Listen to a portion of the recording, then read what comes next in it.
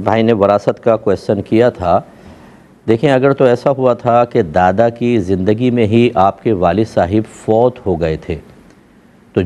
جس کی ترکہ تقسیم ہوتا ہے اس کو مورث کہتے ہیں، اور جو ترکے کے وارث بنتے ہیں ان کو ورثہ جمع ہے، اور وارث واحد وارث کہا جاتا ہے۔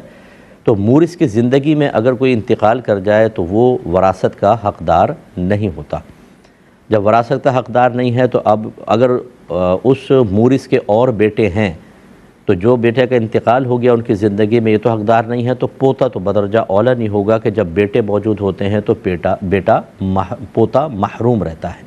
اگر یہی صورتحال آپ کے ساتھ ہوئی تھی اور فرض کر لیں کہ آپ کے والد دادا کی زندگی میں فوت ہو گئے، لیکن گورنمنٹ نے کچھ وجہ سے، پھر دادا بھی فوت ہوئے، بعد میں گورنمنٹ نے آپ کے حوالے کر دی، کچھ پوتے کو دے دی، اور گھر والے راضی ہو رہے ہیں، تو یاد رکھیں آپ شرعی لحاظ سے اس کے حقدار نہیں ہیں،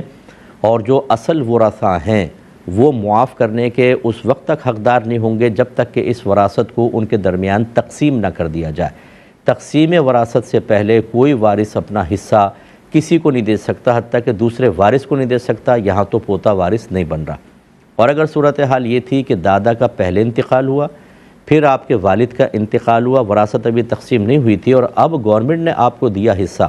اور وہ حصہ ہے جو آپ کے والد صاحب کی وراثت میں آ رہا تھا، تو پھر آپ کے لیے بالکل صحیح ہے۔ اب یہ پوتے کو ملنا نہیں ہے، آپ کو دادا کی وراثت نہیں مل رہی بلکہ والد صاحب کی وراثت مل رہی ہے، پھر بالکل ٹھیک ہے، اس میں کوئی حرج نہیں ہے۔ کیونکہ سوال میں تھوڑا سا ڈاؤٹ تھا تو میں نے دونوں صورتیں آپ کی خدمت میں ذکر کی ہیں، اس پر آپ اچھی طرح غور و تفکر کر سکتے ہیں اور نتیجہ نکال لیں۔